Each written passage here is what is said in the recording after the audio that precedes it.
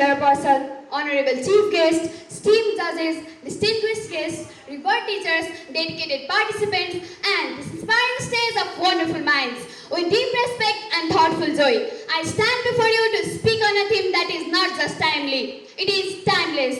The power of understanding fostering global peace. Thank you for this space to reflect, not only as a speaker, but as a citizen of a wounded yet hopeful world.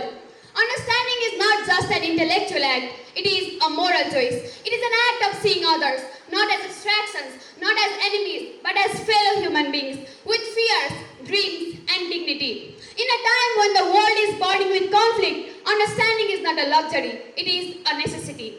Let us not speak of war in theory alone. The war between Russia and Ukraine has turned cities into cemeteries and homes into dust. Innocent children flee with memories of explosions instead of lullabies. In Israel and Palestine, generation after generation has grown up amid bloodshed, watching the sky not for the rain, but for the rockets. A staggering toll of approximately 2.5 lakh Russians to 1 lakh Ukrainians were dead. Nearly 10 million forcibly uprooted their homes. A border fabric of global anguish swallowed 13,000 lives in Gaza. Recently, the world is moving towards killing. Ego and devastation is working on that. Humankind, love and affection lost somewhere in the debris of history.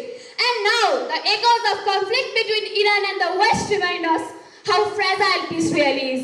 These are not just geopolitical events, these are failures.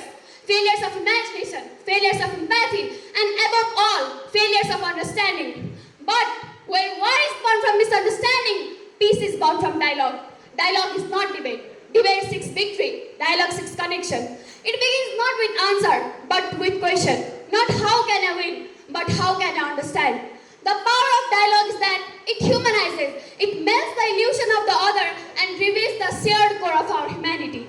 The United Nations, though often criticized, was found on its very principle. Its charter begins with these words. We, the people of United Nations, determined to save succeeding generations from the scourge of war. Through peacekeeping missions, humanitarian aids, and negotiation tables, the UN has demonstrated that lasting peace cannot be imposed. It must be built slowly, patiently, and together. It is in the UN General Assembly where nations from every continent sit side by side, not with weapons, but with words, that the fragile art of dialogue finds its home. Yet dialogue is not just the work of diplomats.